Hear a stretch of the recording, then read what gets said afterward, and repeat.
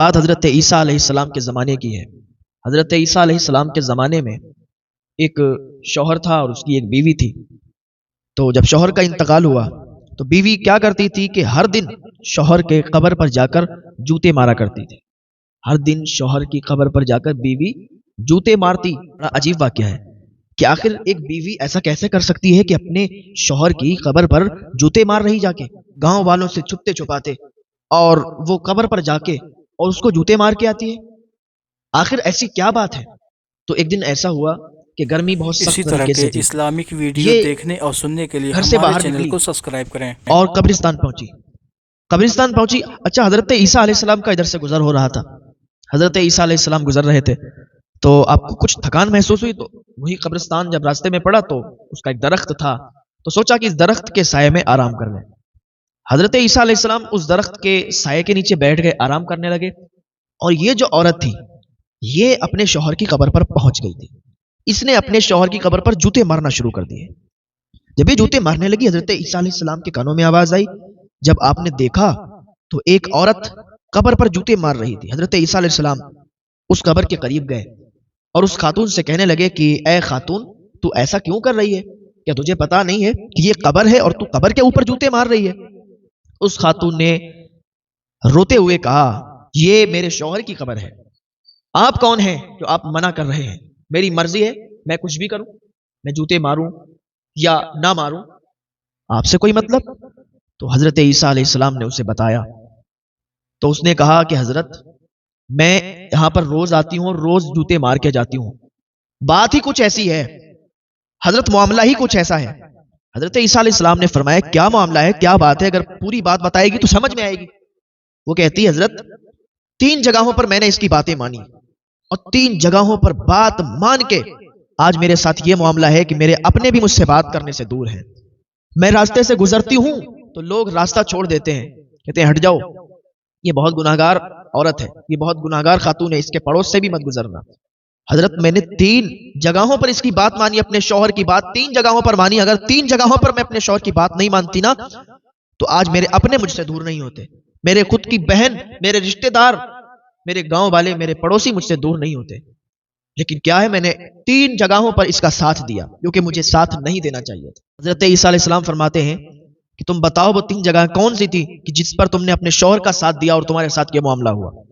کہا، حضرت پہلا تو یہ ہے کہ اس نے ایک ایسا گناہ کیا اور اس میں میرا ساتھ اس نے اسلامک ویڈیو میرا دیکھنے شوہر اور سننے کے لیے ایک یتیم ہمارے چینل کو سبسکرائب کریں۔ شخص کا حق کھا گیا۔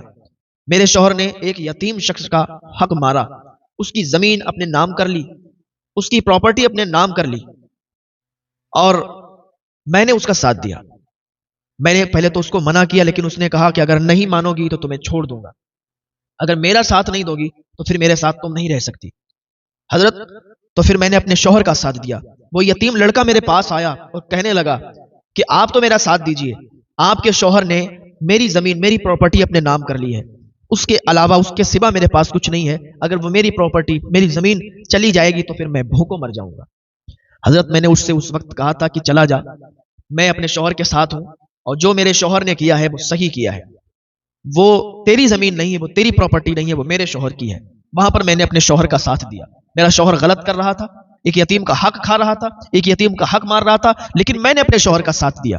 حضرت مجھے وہاں پر اپنے شوہر کا ساتھ نہیں دینا چاہیے تھا، وہاں پر مجھے اسے سمجھانا چاہیے تھا، اگر وہ مجھے چھوڑ دیتا تو میں چلی جاتی، لیکن میں نے اپنے شوہر کا ساتھ دیا۔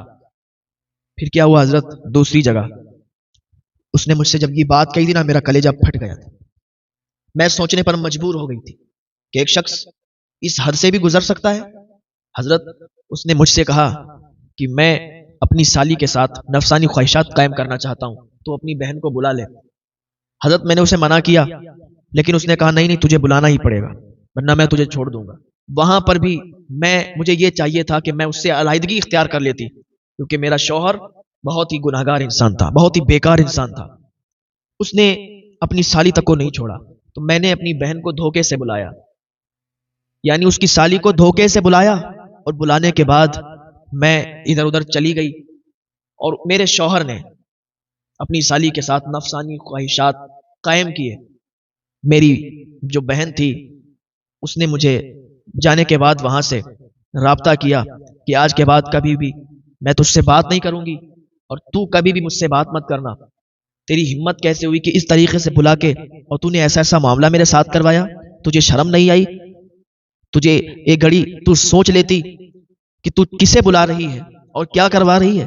لیکن وہاں پر میں نے اپنے شوہر کا ساتھ دیا. حضرت مجھے چاہیے تھا کہ میں اپنے شوہر کا وہاں پر ساتھ نہیں دیتی، لیکن میں نے اپنے شوہر کا ساتھ دیا کیونکہ وہ مجھے چھوڑنے کی دھمکی دے رہا تھا، وہ مجھے مارنے کی دھمکی دے رہا تھا.